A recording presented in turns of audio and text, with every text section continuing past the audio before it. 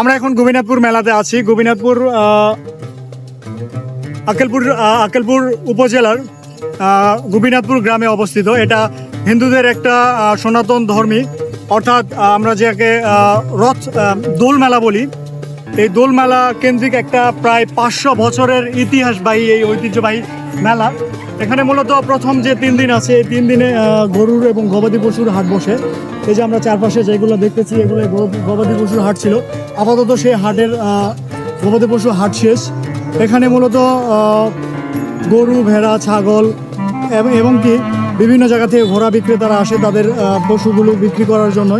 এক সময় লোকমুখে শুনেছি এক সময় এখানে নাকি ঘোড়ার পাশাপাশি অনেক আগে হাতিও বিক্রি হতো, তবে বাস্তবেও হয়েছে কিনা সেটা আমি জানি না। বাট এখানে আমি যেটা দেখেছি অনেক সময় গরুর পাশাপাশি বিশেষ করে বিভিন্ন প্রজাতির যে ঘোড়াগুলো আছে এগুলো বিক্রি হতো।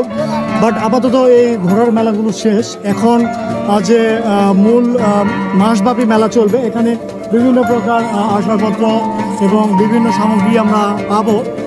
এছাড়াও এই মেলার বিশেষত্ব রয়েছে যে বিভিন্ন বড় বড় মিষ্টিগুলো এই মেলাতে পাওয়া যায়।